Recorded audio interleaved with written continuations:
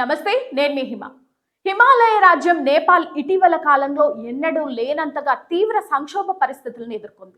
ఈ సమయంలో హుందాగా వ్యవహరించి దేశాన్ని ఒక తాటిపై తేవడంలో కీలకంగా వ్యవహరించారు దేశ army chief general Ashok Raj.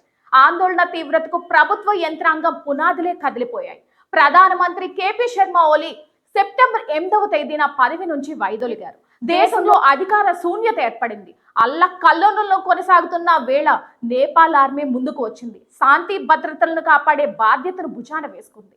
శాంతియుతంగా ఉండాలని ఆర్మీ చీఫ్ అశోక్ రాజ్ సిగ్దల్ ప్రజలకు విజ్ఞప్తి చేశారు. హింసను వీడనాడి చర్చలకు రావాలని ఆయన యువ ఆందోళనకారులకు పిలుపునిచ్చారు. దేశ ప్రజల ప్రాణాలను ఆస్తులను కాపాడేందుకు దౌత్య ప్రతినిధులకు భద్రత కల్పించేందుకు కట్టుబడి ఉంటామని చెప్పారు. దేశ ప్రజలను ఉద్దేశించి టీవీలో మాట్లాడిన ఆయన నేపాల్ వారసత్వ సంపదను పరిరక్షించుకోవాల్సిన అవసరాన్ని నొక్కి వక్కాడించారు. నేపాల్ వ్యాప్తంగా జరిగిన తీవ్ర నిరసనలు, పోలీస్ కాల్పుల్లో కనీసం 20 మంది ప్రాణాలు కోల్పోగా తీవ్ర ఉధృత పరిస్థితులు తలెత్తాయి.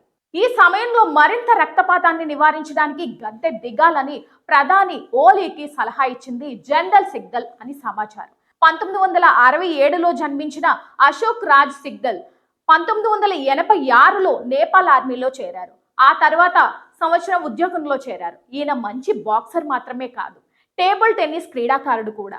2024లో సిగ్దల్ భారత రాష్ట్రపతి ద్రౌపది ముర్ము చేతుల మీదుగా భారత ఆర్మీ గౌరవ జనరల్ హోదాను కూడా అందుకోవడం మరింత విశేషంగా చెప్పుకోవాలి.